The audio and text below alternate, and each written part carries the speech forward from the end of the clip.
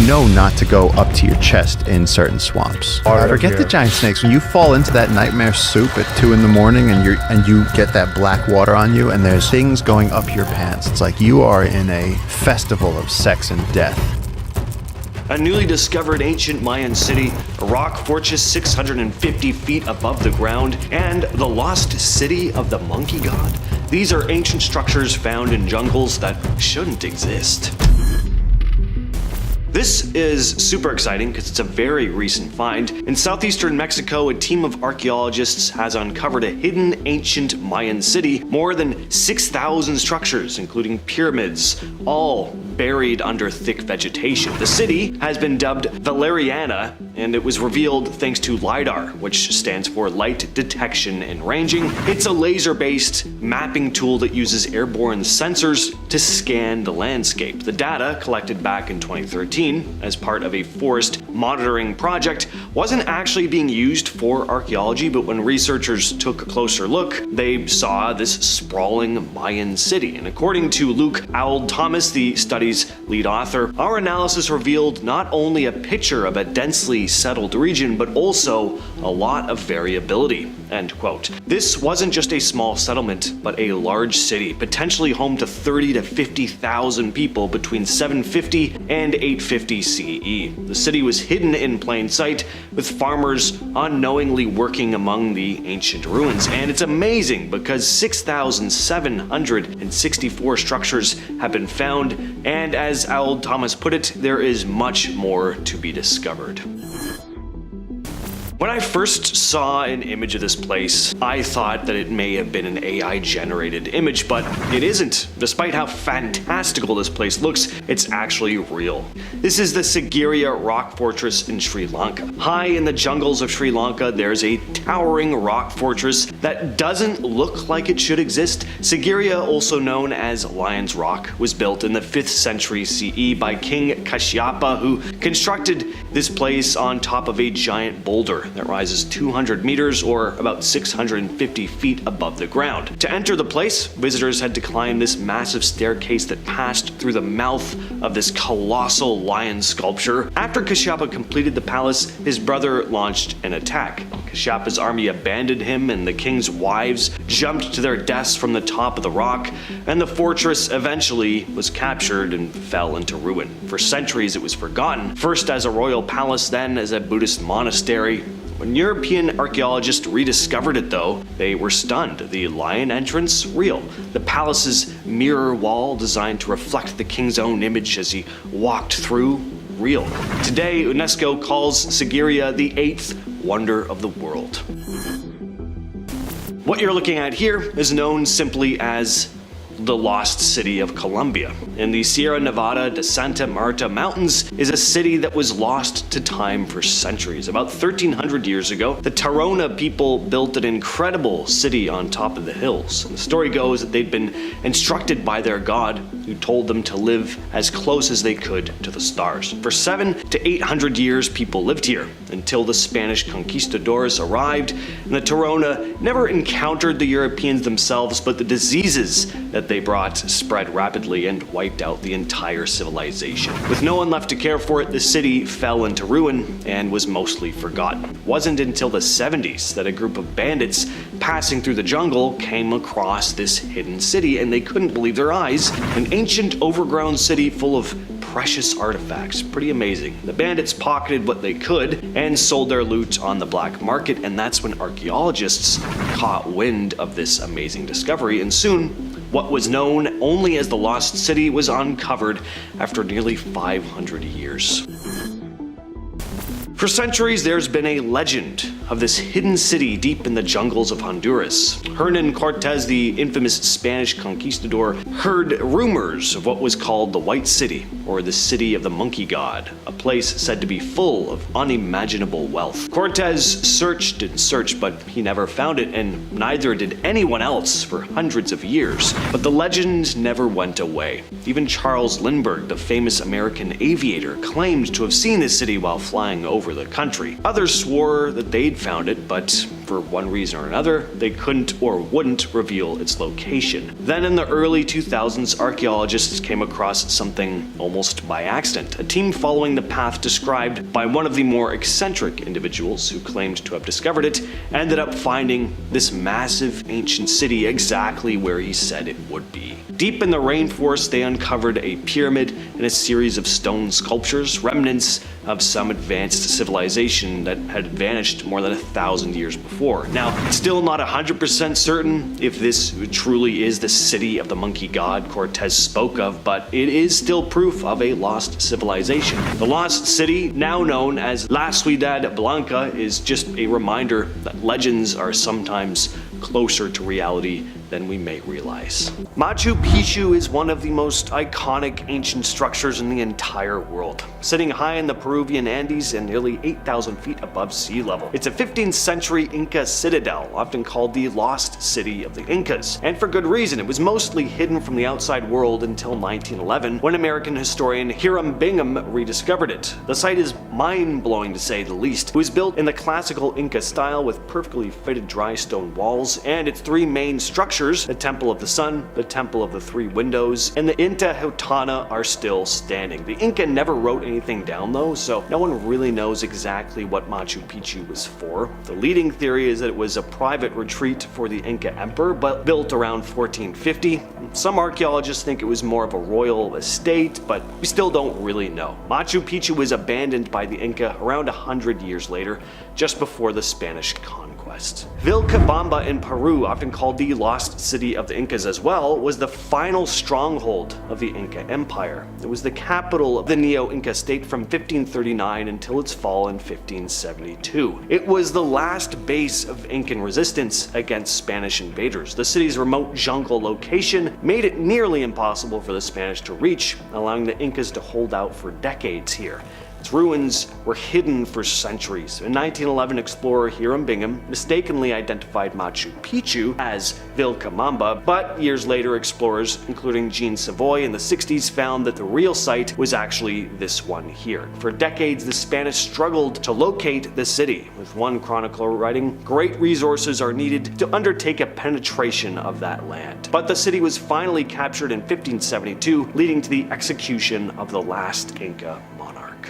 Yaxchilan is an ancient Mayan city found deep in the jungles of southern Mexico, along the Usumacinta River. It was one of the most powerful cities in the Maya world between the 4th and 9th centuries. The city is probably most famous for its huge acropolis, a collection of buildings that includes temples, palaces, and ceremonial areas. The site is also packed with all these incredible reliefs that tell us quite a bit about the Maya life, their gods, and the rituals that they would have performed. Yaxchilan's remote location helped it stay hidden for centuries, and it wasn't until the 19th century that explorers started to rediscover it. One of the coolest things about this place is how the jungle has slowly started reclaiming the city, giving it this kind of lost feel to it. And next on the list we have geoglyphs. In the Amazon rainforest, large-scale geoglyphs, which are these ancient formations created by removing topsoil, have been discovered over the years. They're basically these colossal drawings carved into the earth, some stretching over 600 feet. They're in all kinds of shapes, circles, squares, some depict animals even. And researchers believe these geoglyphs were constructed between 2,000 and 6,500 years ago by indigenous tribes. As to their purpose though, that's still mostly a mystery. There are theories.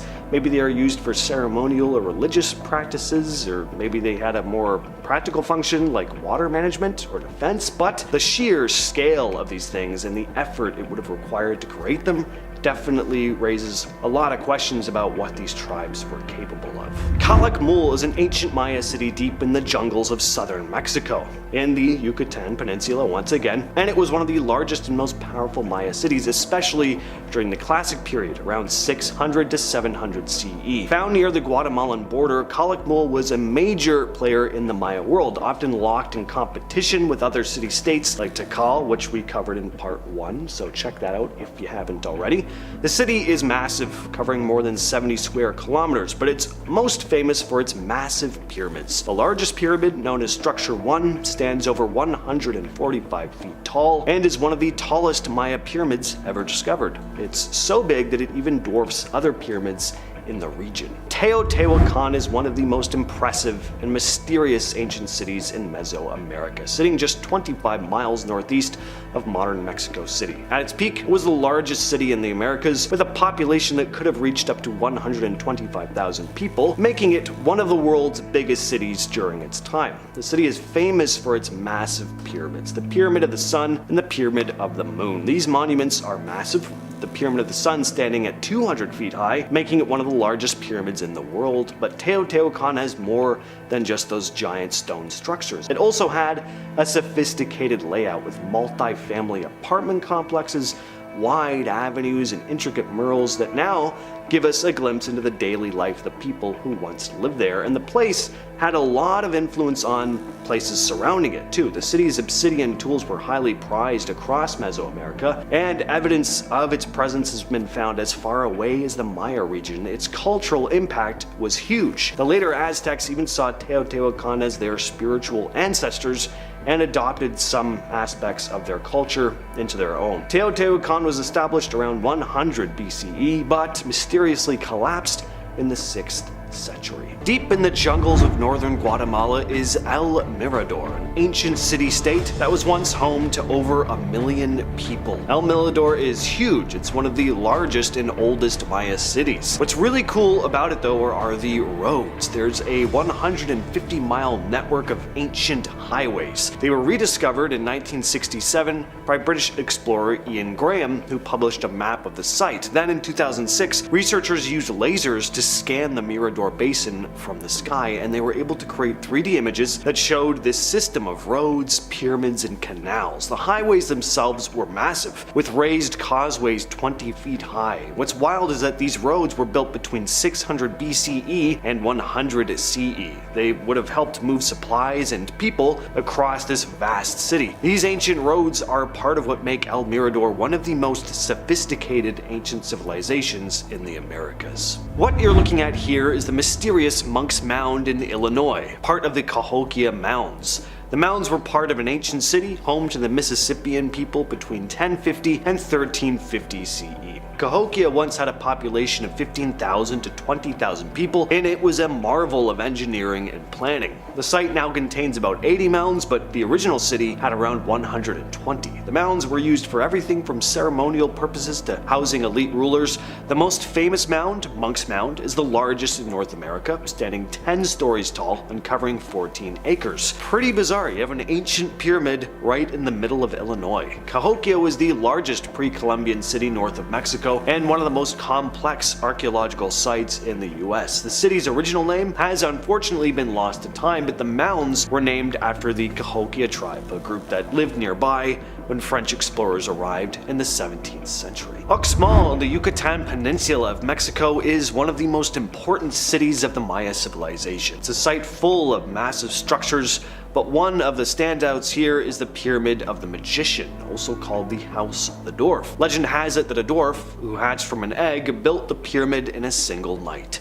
In reality, the pyramid was built in the 6th century, but it's still an impressive feat, standing 115 feet tall. The pyramid is the largest building in Uxmal, with 5 levels and multiple temples inside. The Maya often built new structures on top of older ones, and Temple 4, one of the top temples in the pyramid, has 12 stone masks around its doorway, thought to represent Chak, the rain god. The governor's palace, another giant structure, covers over 12,000 square feet. You'll also find ancient roads that connect Uxmal to other Maya cities like Tikal and even Caracol in Belize. Today, Uxmal is an UNESCO World Heritage Site, and it's easy to see why.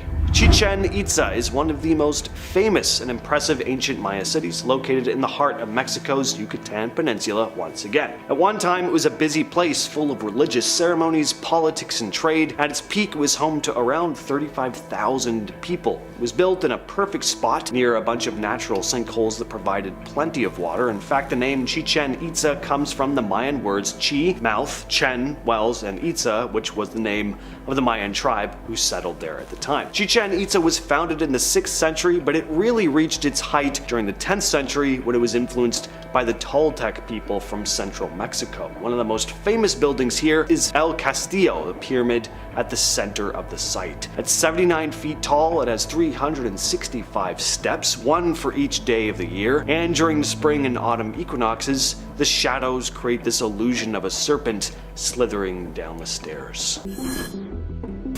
What you're looking at here is the ancient city of Tikal, deep in the Guatemalan rainforest. This ancient Mayan city, thought to have been called Yaxmutal, was once the capital of a powerful Maya kingdom, occupied from around 200 to 900 CE. There were huge pyramids, royal palaces, massive stone monuments, some still standing today, as you can see. Like a lot of Mayan cities, it's not super clear why it was abandoned. Could have been a combination of things, lack of resources, environmental changes. It wasn't until 1848, though, that an organized expedition rediscovered the place, but it's still one of the largest and best preserved archaeological sites in the Americas.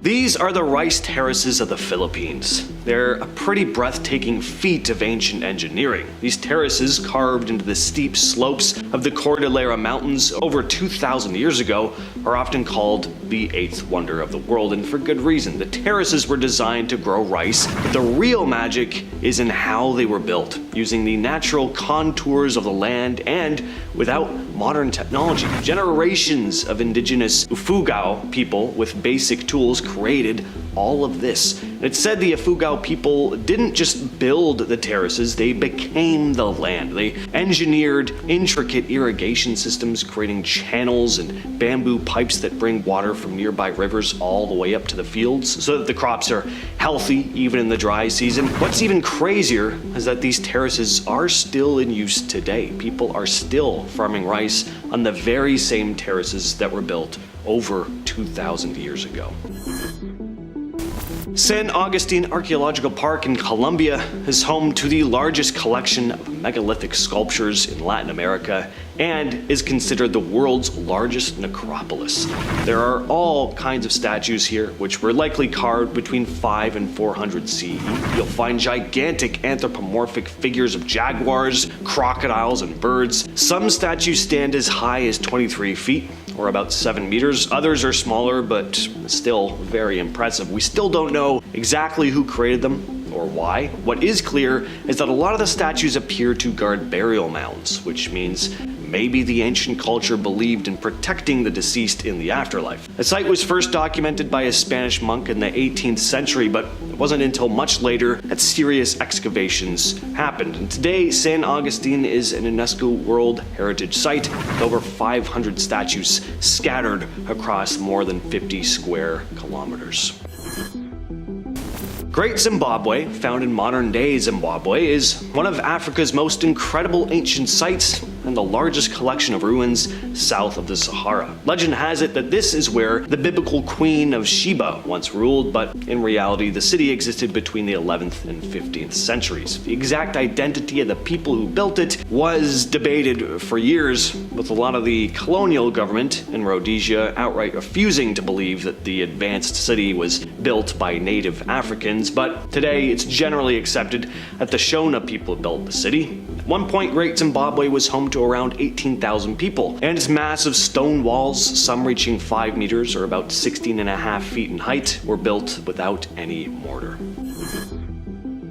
Nan Madol in Micronesia is an ancient city built on over 100 tiny islets, earning its nickname Venice of the Pacific. There's a lot of mystery behind how it was built. Local legends say two wizard brothers, Olishipa and Oloshipa, arrived from across the sea in a giant canoe, and they wanted to create a place to honor the gods of the sea and harvest. After two failed attempts to move giant stones to the site, they used the magic of a dragon to levitate the blocks. Nan Madol's construction is still being studied today. The people who built it didn't have pulleys, cranes, no metal tools, so it's believed they moved nearly 2,000 tons of stone every year for over 400 years.